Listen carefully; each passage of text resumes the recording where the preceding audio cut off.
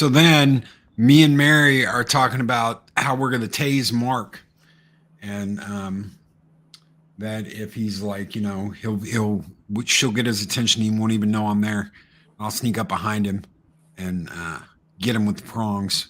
I don't even think you should tase him. I think you should hit him with a fire hose. Just blast him to the next county. He'll enjoy it. We'll have to do that. We'll have to be outside if we do that. It don't matter. I don't know. I always thought something like, what was that show? UHF with Weird Al. You get to drink from Mr. Firehose. I always wanted to see that. I figured, yeah, Mark's up for it. He's got the abs for it. You hear that, ladies and gentlemen? He's got the abs for it. And God help him right now if he's listening. I don't even know if he's in chat or not. If he's still he's probably at work. Whatever he's doing. Good evening, everybody. We've got right off the bat a $10 super chat from Psychodorp9. And he says, okay, Monday I got to go to urology again. Dang kidney stones. 2. Sorry about that, brother. I hate kidney stones. 2, auditioned for the wrong job, but tentatively start in a painting role September 5th, barring complications from the VA. All right. Well, hopefully that works out, brother. Hopefully that works, and you kick a little ass, and you take a little names. And good evening, everybody. And that's just the little people. Then you got to take the big ones too. That's right. I hope everybody has had a great Thursday. We're just about to kick things off. Good evening, everybody. I hope everybody's doing great, and we're gonna hit the intro and get going. All right.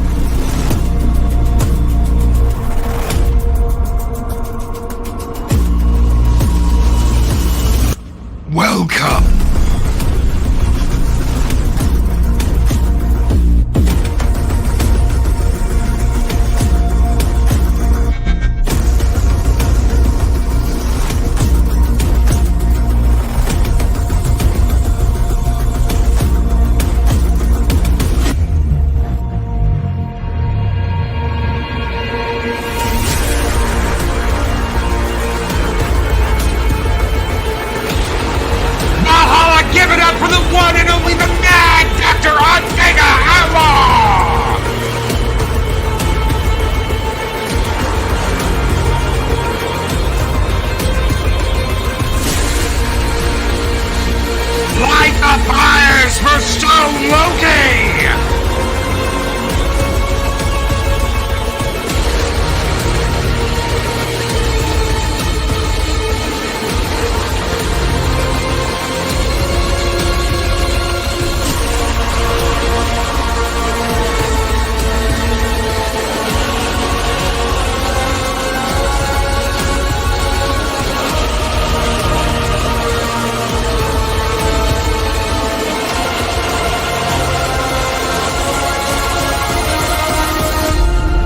Gentlemen, welcome to 7 Kinds of Mischief!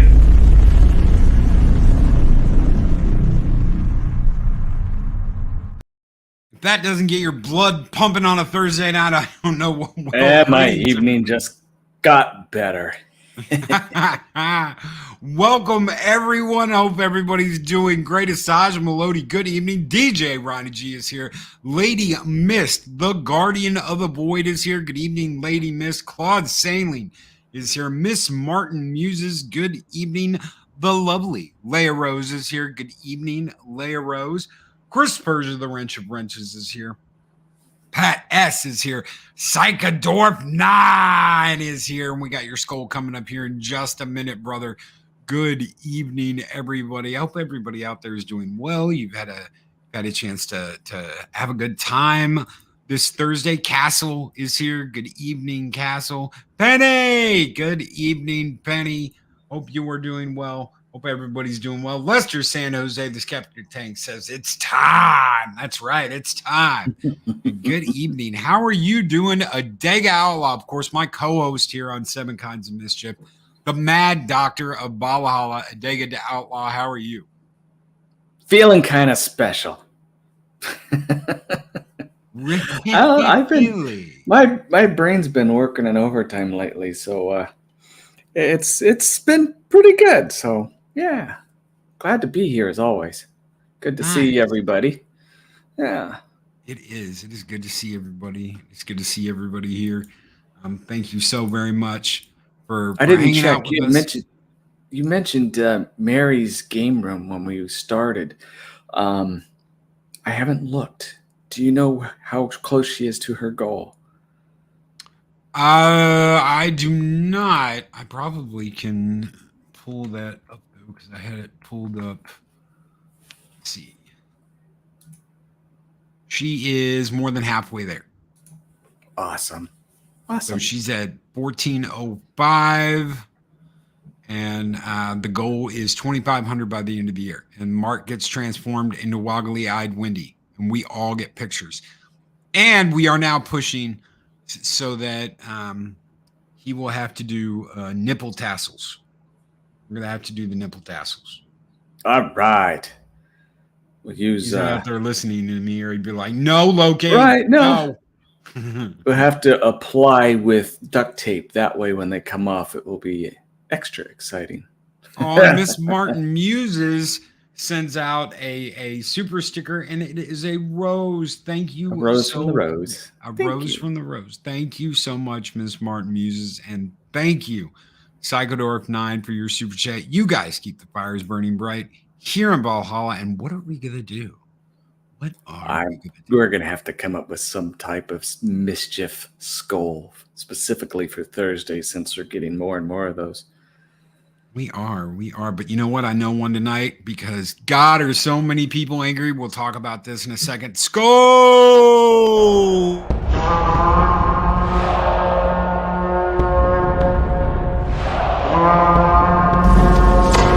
Long live the fighters! Delayed till March. I almost asked for that. Delayed until March of next year. Yeah. I didn't think they were going to do it. They fought tooth and nail for the IMAX against the Captain Marvel movie, and they won. And now it's going to be March. So I don't like to give bad news, especially on this show, but yeah. We get bad news all the time. I talk politics and secret agendas and all that stuff. But one piece of good news, we'll get this by the end of the year. Yes. With a beard. With a beard. Need the cheapest makeup possible so it itches. A little bit of a rash. Oh, yeah, no, that's going to be good. Need lots of pictures of that.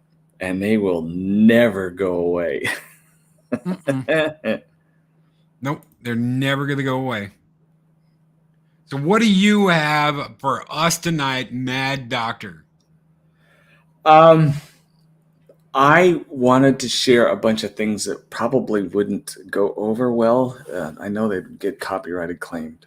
And not by the people who actually own them, just by people who have agendas and things.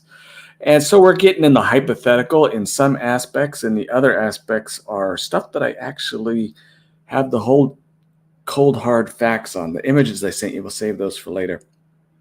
First off, I want to get into a little history lesson. And for those of you who are listening and you have Tubi, there's a program I want you to look up.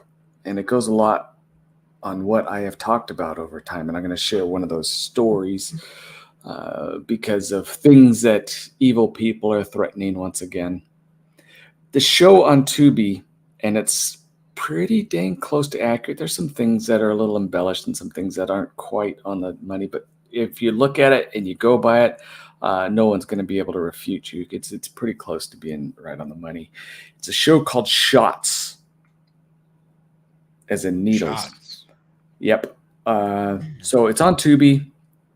You want a seriously good history lesson. It goes a lot along of some of the things I've been sharing with you. You look that up and watch it. And then this information I'm going to give to you now is going to make a little bit more sense. And for those of you who've been around long enough and or right down as the previous lockdown had hit, Loki would know how frustrated I was that I couldn't speak and tell people the truth, which we come to find out everything I was telling everybody or trying to tell everybody was absolutely accurate. And it's because of the background that I have. Now, just for those of you, because I have lost, people have blocked me because of the things I'm about to share with you, and I don't care. I'm just telling you the truth.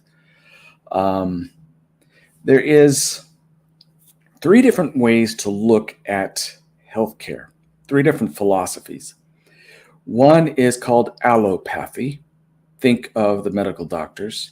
Their idea of the human body is if something is wrong, you need to medicate it or cut it out. That's basically saying that the body is completely stupid and needs everything that we can do to make it better. The second is homeopathy. And I'm sure you guys have heard of that. You give a little bit of a toxin, develop a bit of resistance. Homeopaths, it's the idea that the body's pretty good, but we can add a little bit here and there to make it work really well. And then there's the naturopathy, which is the philosophy I'm from, where I believe the body is brilliant. It's just been insulted over time with various toxins and injuries. You correct those, remove those, and the body comes back. Some of you have heard the stories of the experiences I've had over the years that prove that the philosophy I espouse to has been the most effective. Now, here's the history lesson I was going to start with, and it's talked about a little bit in Shots. Back during the Spanish flu, and it will talk of the origins of it, which are accurate. But during the Spanish flu, 100 years ago, people were dying all over the place. My profession was in its infancy. The medical doctors had taken over and pushed out the homeopaths, all for money, various different reasons, like they still hold up. The AMA was initiated for this type of purpose. As we were fairly new, and they didn't understand us. And they thought, well, these people are going to die. Let's smear the chiropractic good name and make people afraid of them. So we're going to send them all the patients that we know are going to die from the Spanish flu. Problem was, not a single one did. Everyone recovered, all of them, very fast, and became stronger than anyone that had gone to the allopaths. What that did was cause the school, there was one school at the time, the one I went to, Palmer, caused it to explode. Entire families were signing up to go. People believed the stuff, and they saw it work firsthand. And it wasn't about back pain or neck pain like you've all been led to believe. This is a lie perpetrated by people who don't like naturopath or homeopath, So in the process of it growing so quickly and people turning away from allopathy, they went to the government and started imprisoning the pioneers of my profession, saying they're practicing medicine without license. And we kept telling everybody we're not practicing medicine at all. We don't like medicine. Eventually we won. The slander went on for years and years. In the 80s, we sued the bejeebies out of them, won a massive lawsuit, and yet the information still is lied about all the time. But the point, going back 100 years ago, when that illness struck, and it was not natural, the people who did trust the human body and did everything they can to make it work to its peak instead of everything they could to interfere with it, give it more shots and various other things, they did well. The same with this last pandemic. We did amazingly well. We are not the ones that you see in the little videos who are passing out, falling over, having seizures, and are disappearing permanently. I bring that up because there is another push, and some of you have seen it, where they're going to try and scare people into slapping on the face diapers, lining up to get more poisons put in. And I am warning you ahead of time, once again, don't fall for it. What you do is you move. You get up. You do your thing. Even when you're sick, get up and move. That's what your body needs. As miserable as that headache is, as weak as you feel you are, you get up and move. Make your body breathe. Take your vitamin D3. Take your zinc and your C.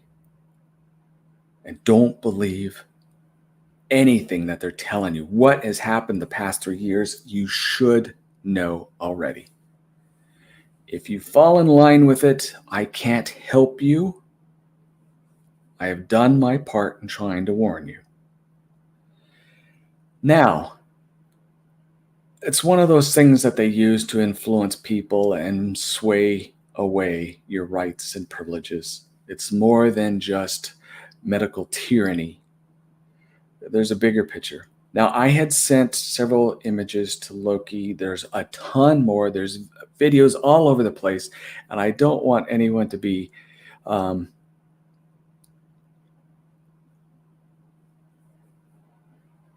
sorry, I'm reading this. I didn't mean to throw you off. Sorry. That's okay. You didn't really throw me off. I'm on a soapbox. There is, in the geological record, depends on your dating system. Some say it's 10,000 years ago. Some say it's 10 million years ago.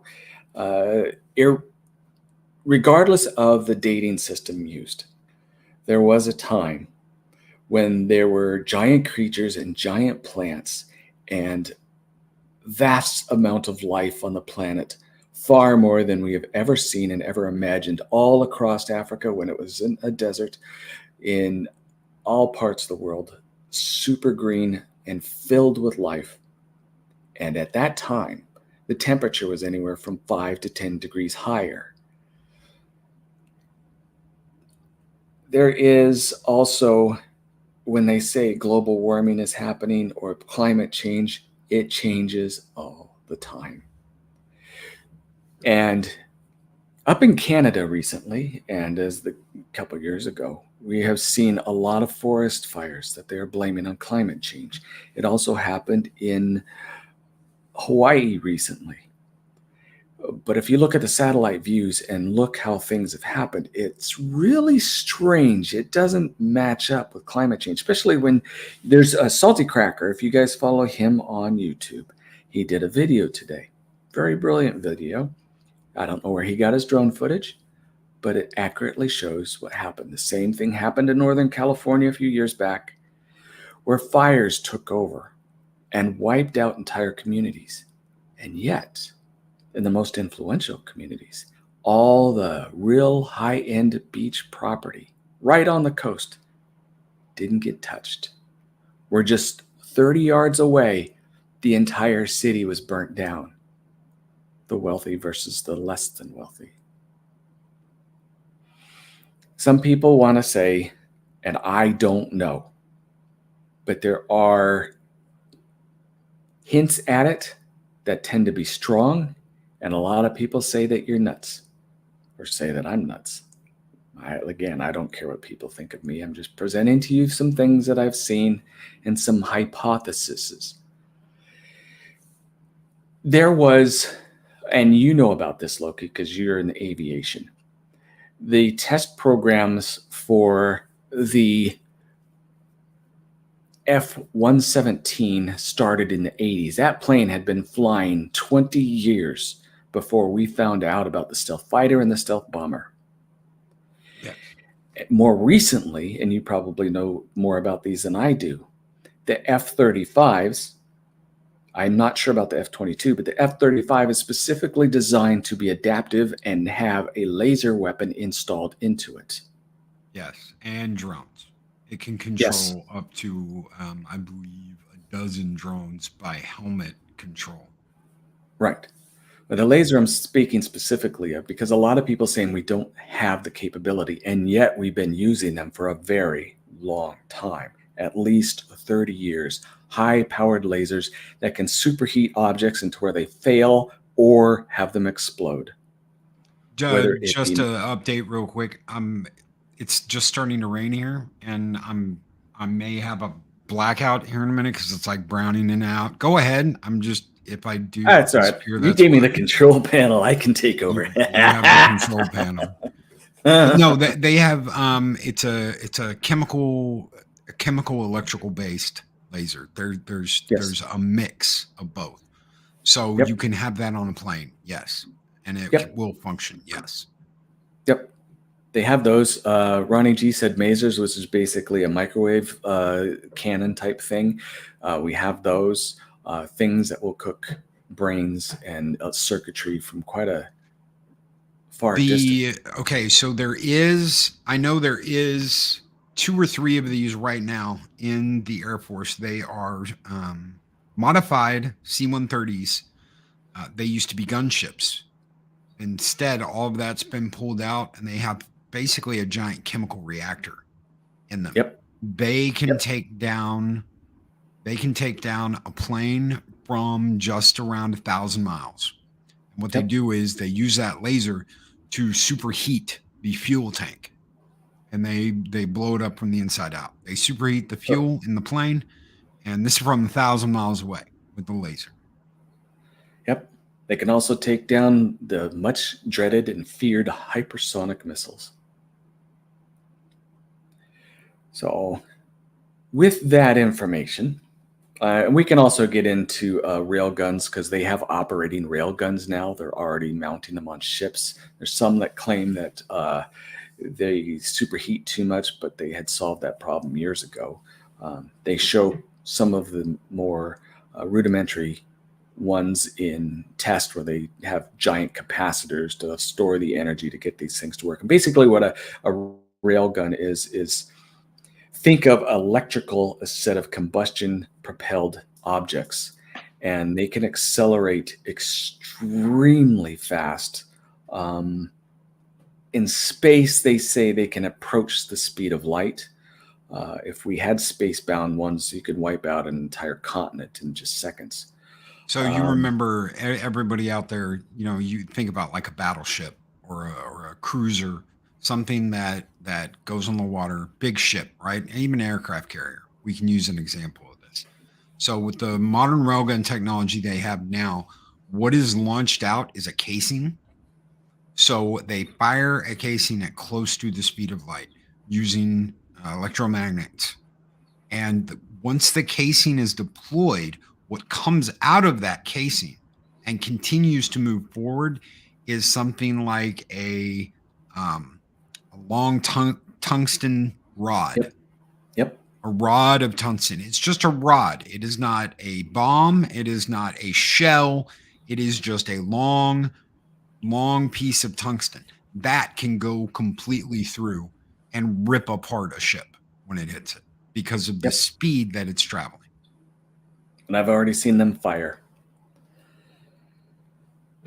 Yeah, Sabo round. Yep. Well, the point of all this isn't so much to talk about railgun technology or the lower technology stretch like Psychodorf said, because the masers have been around for a while. It's that the pattern of these different fires don't match anything, even if it was a climate change, because those type of fires would have started in places that were a lot less humid, a lot more volatile than a tropical island or up north in Canada. And there are people, whether or not you trust them, again, we're getting to really hypothetical, but there are people who claim to have seen and people who claim to debunk both the images and eyewitnesses of these directed energy weapons striking these areas and starting these fires. Now, there are those people who say that you cannot see these, and in most instances, I agree. You're not going to see a laser. You're not going to see a maser, any of those type of energy. But what you can see is the air around it igniting if it's hot enough. So either way, whatever side of the story you're on, all I know is that these are very peculiar, out of the ordinary, very beneficial to certain political ideologies and very influential people around the world, like the ones who are controlling the money. And it doesn't matter the currency. I'm talking money, not currency. The ones in power that we've talked about over years. Watch everything with more of an eye of skepticism, because it looks like there's a lot of people in power that are panicking because the people are waking up. You know what's going on. You see what they're doing. And we're not tolerating it anymore. Google just got caught by deeply editing their search engines so that certain ideologies, and it doesn't matter left or right, it's just anything that threatens the power that be, to where you can't find them, at least not on an easy search. They're going to feed you the stuff that you want to see, and they got nailed with this. Expect lawsuits to start coming out against Google. Whether or not we have any financial capability of bringing them down at this point, I don't know. It's going to have to be more of a political change.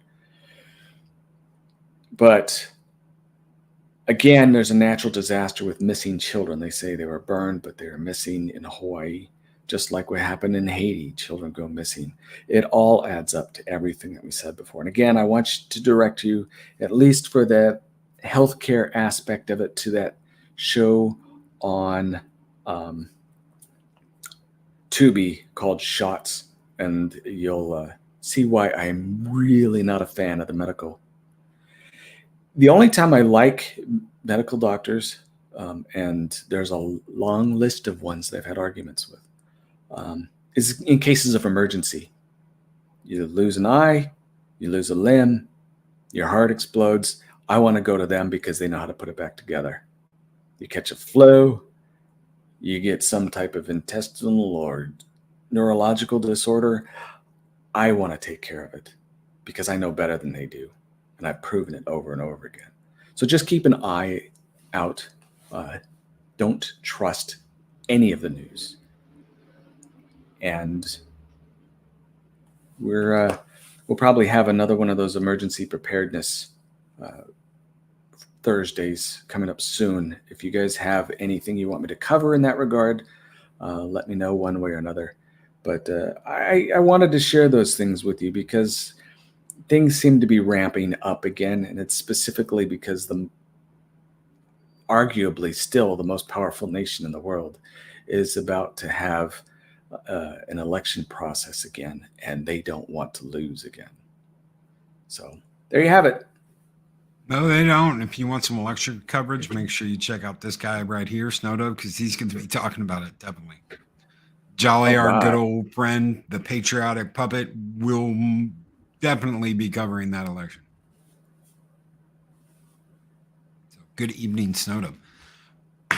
Thank you. Thank you, Adega.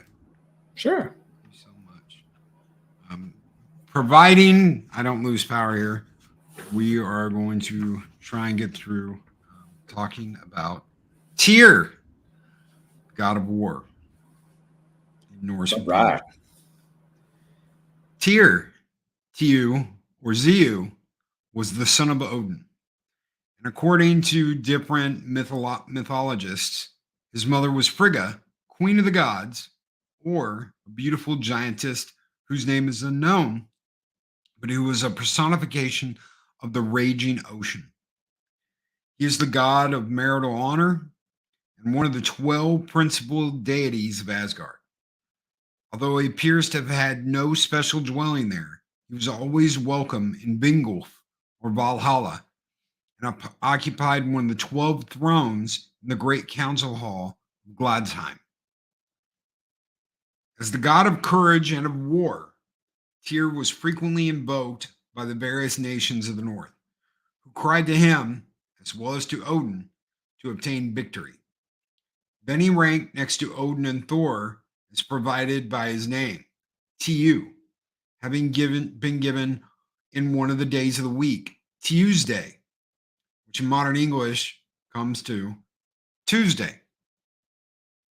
Under the name of Zeus, Tyr was the principal divinity of the Suebians, who originally called their capital the modern Augsburg, Zeusburg. This people, venerating the god as they did, were wont to worship him under the emblem of sword. His distinctive attribute, in his honor, held great sword dances where various figures performed. Sometimes the participants, forming two long lines, crossed their swords points upward, and challenged the boldest among their number to take a flying leap over them. At other times, the warriors joined their sword points closely together in the shape of a rose or wheel, and when this figure was complete, invited their chief to stand on the navel, thus formed of flat, shining steel blades, and then they bore him upon it through the camp in triumph. The sword point was further considered so sacred that it became customary to register oaths upon. A distinctive feature of the worship of his gods among the Franks and some other northern nations was that the priests called Druids, or Godi, offered up human sacrifices upon their altars, generally cutting the bloody and spread eagle upon their victims. That is to say, making a deep incision on either side of the backbone, turning the ribs inside out, and tearing out the viscera through the opening thus made, which is what a blood eagle is. Of course, only prisoners of war were treated this way, and it was considered a point of honor with Northern European races to endure this torture without making a sound. Very clear here. If you could do that, if you could go through this without making a sound, you were guaranteed your place in Valhalla. Yeah, that's a straight shot to Valhalla.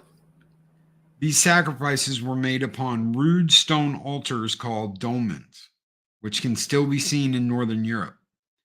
As Tyr was considered the patron god of the sword, it was deemed indispensable to engrave the sign or rune representing him upon the blade of every sword, an observance which the Edda enjoined upon all those who were desirous of obtaining victory.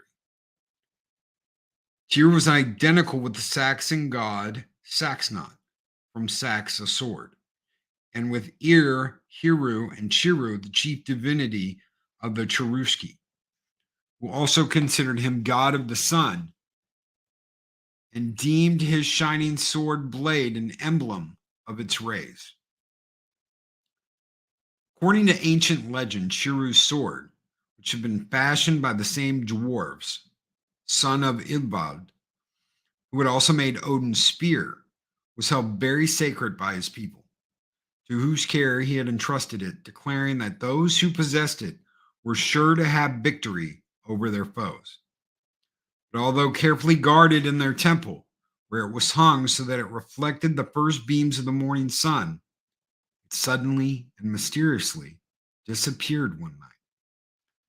A Bala, druidess or prophetess, consulted by the priest, revealed that the Norns had decreed that whoever wielded it would conquer the world and come to his death by it.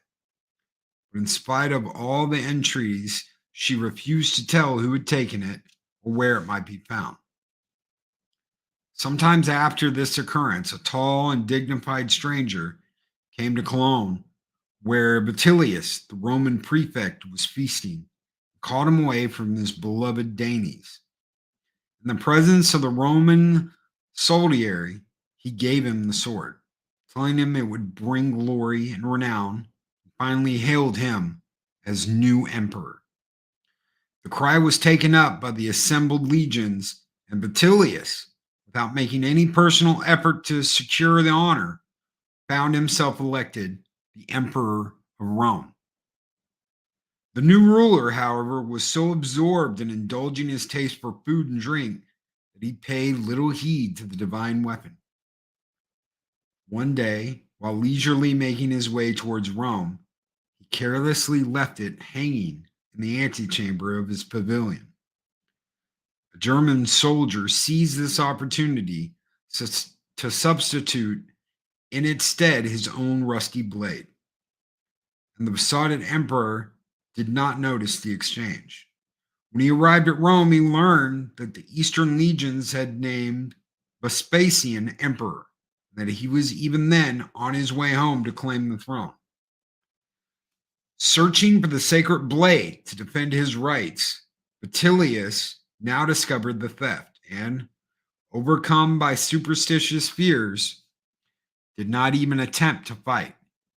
He crawled away into a dark corner of the palace, whence he was ignominiously dragged by the enraged populace to the foot of the Capitol hill.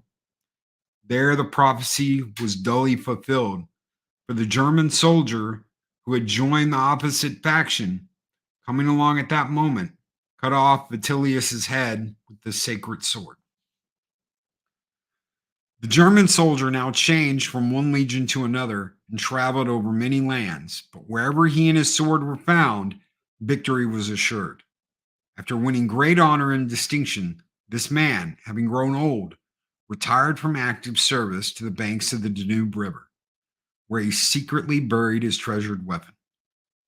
Building his hut over its resting place to guard it as long as he might live, when he lay on his deathbed, he was implored to reveal where he had hidden it, but he persistently refused to do so, saying that it would be found by the man who was destined to conquer the world, he would not be able to escape the curse.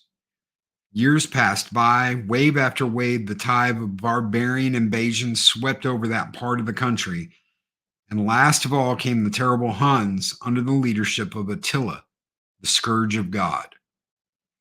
As he passed along the river, he saw a peasant mournfully examining his cow's foot, which he had found wounded by sharp instruments hidden along the long grass. When the search was made, the point of a very sword was found sticking out of the soil. Attila, seeing the beautiful workmanship and the fine state of preservation of this weapon, immediately exclaimed that it was Chiro's sword. Brandished it above his head, he announced that he would conquer the world. Battle after battle was fought by the Huns, who, according to the saga, were everywhere victorious until Attila, weary of warfare, settled down in Hungary, taking to wife the beautiful Burgundian princess Ildiko, whose father he had slain. This princess, resenting the murder of her father and wishing to avenge it, took advantage of the king's state and intoxication upon his wedding night to secure possession of the divine blade, with which she slew him in his bed, once more fulfilling the prophecy uttered so many years before. The magic sword again disappeared, to be unearthed once more for the last time by the Duke of Alba, Charles V's general, who shortly after won the Battle of Mulberg in 1547. The Franks were wont to celebrate yearly martial games in honor of the sword, but it is said that when the heathen gods were renounced in favor of Christianity, the priests transferred many of their attributes to the saints, and that this sword became the property of the archangel Saint Michael, who had wielded it ever since. Tyr, whose name was synonymous with bravery and wisdom, was also considered by the ancient northern people to have the white-armed Valkyries, Odin's attendants, at his command. And they thought that he was who designated the warriors whom they should transfer to Valhalla to aid the gods in their final days. Tyr was generally spoken of and represented as one-armed, just as Odin was called one-eyed. Various explanations are offered by different authors. Some claim that it was because he could give the victory only to one side, others because his sword has but one blade. However, this may be, the ancients preferred to account for the fact in the following way. Can you take, if you're still there, Adega, can you take one wild guess who they blamed for him having one arm? Oh, Loki did it. Loki did it. Yep. Loki married secretly Jotunheim, the hideous giantess Angerboda, who bore him 3 monstrous children: the wolf Fenris, Hel, partly called the goddess of death, and Jormungandr, terrible serpent. He kept the existence of these monsters secret as long as he could, but they speedily grew so large that they could no longer contain and be confined in the cave where they had come to light. Odin, from his throne, soon became aware of their existence and also the disquieting rapidity with which they increased in size. Fearful lest the monsters, when they had gained further strength, should invade Asgard and destroy the gods, the All-Father determined to get rid of them. And striding off to Jotunheim, he flung Hel in the depths of Niflheim, telling her she could reign over the 9 dismal worlds of the dead. He then cast Jormungandr into the sea, where he attained such immense proportions that at last he encircled the earth and could bite his own tail. None too well pleased that the serpent should attain such fearful dimensions in his new element, Odin resolved to lead Fenris to Asgard, where he hoped by kindly treatment to make him gentle and tactable. The gods, one and all, shrank in dismay when they saw the wolf. None dared approach it to give it food except for Tyr, whom nothing daunted. Seeing that Fenris daily increased in size, strength, and ferocity, the gods assembled in council to deliberate how they might best dispose of him. They unanimously decided, as it would desecrate their peace steads to slay him, they would bind him fast so he could work them no harm. With that purpose, they obtained a strong chain named lading, and then playfully proposed to Fenris to bind this about him as a test of his vaunted strength. Confident in his ability to release himself, Fenris patiently allowed them to bind him fast, and when all stood aside, with a mighty effort, he stretched himself and easily burst the chain asunder. Concealing their chagrin, the gods were loud in praise of his strength. They next produced a much stronger chain, which after some persuasion, the wolf allowed them to fasten around him. Again, a short, sharp struggle, and he bursted the bonds. And it is proverbial in the North to use a figurative expression to get loose of your leading and to dash out of drama, whenever great difficulties have to be surmounted. The gods, perceiving now that ordinary bonds, however strong, would never prevail against Fenrir's wolf's great strength, bade Skirnir, Frey's servant, go down to Svartalfheim and bid the dwarves fashion a bond which nothing could sever. By magic arts, the dark elves manufactured a slender silken rope from such impalpable materials as the sound of a cat's footprints or footsteps, a woman's beard, and the roots of a mountain.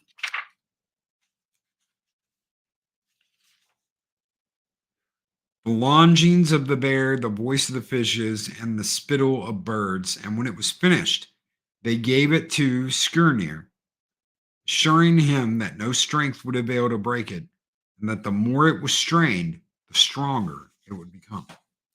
Armed with this bond, called Glipnir, the gods went to Fenris to the island of Lindvi in the middle of Lake Amsvar, and again proposed to test his strength.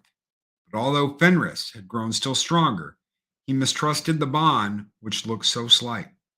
He therefore refused to allow himself to be bonded unless one of the Asir would consent to put his hand in his mouth and leave it there as a pledge of good faith, that no magic arts were to be used against him.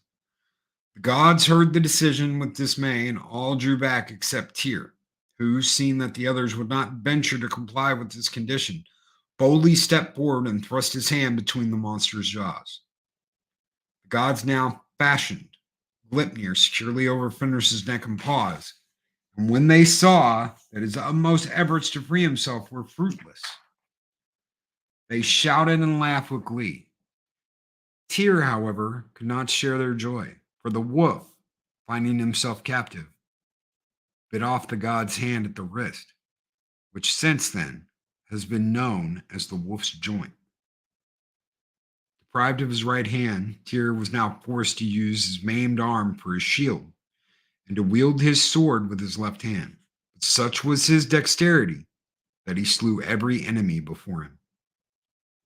The gods, in spite of the wolf's struggle, drew the end of the fetter Gilgia through the rock Gil and fastened it to the boulder Vitta, which was sunk deep in the ground.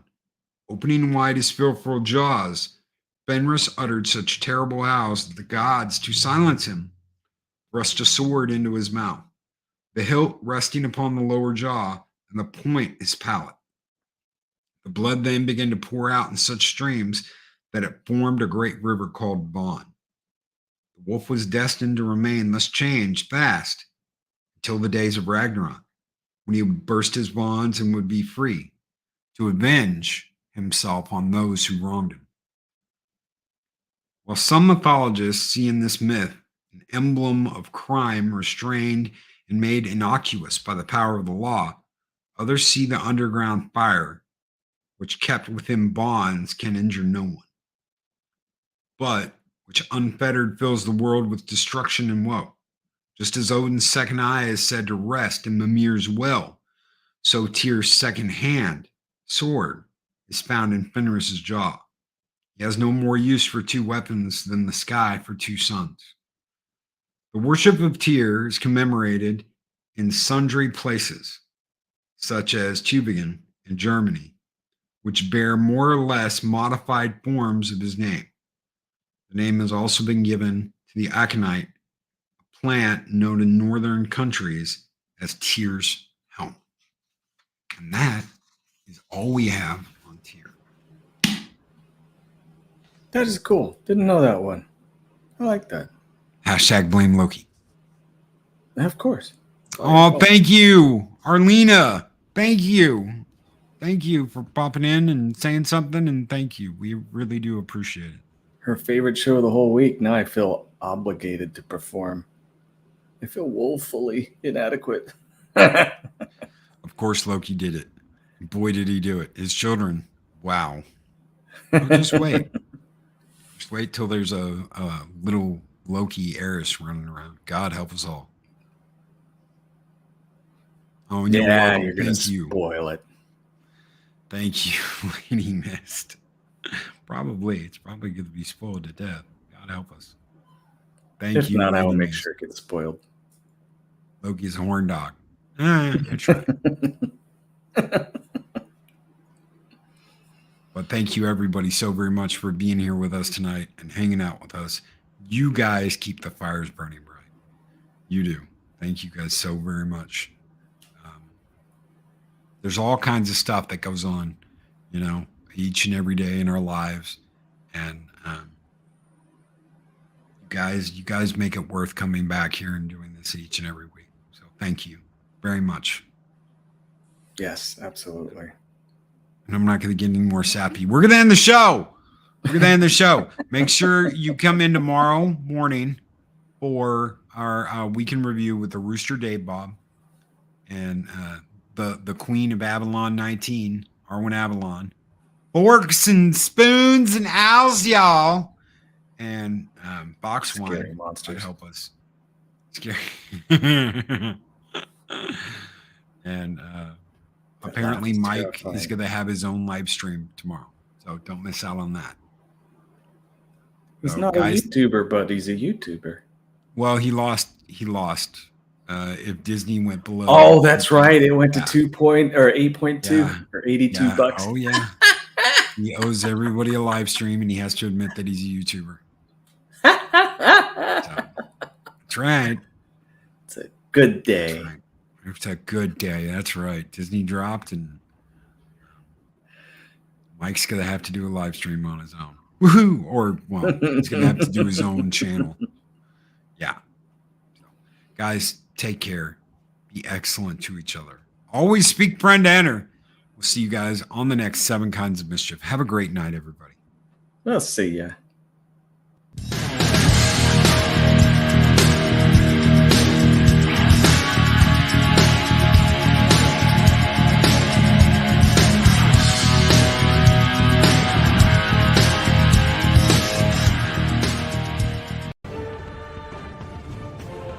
These videos are tremendous. Like, comment, and subscribe, and hammer that notification bell. Hold it. Hold it. Oh yeah. And Lady Mist with a $5 super chat says, everyone have a wonderful night. You as well. Lady Mist, this one is just for you. A little toxic femininity before we leave. Skull! Skull!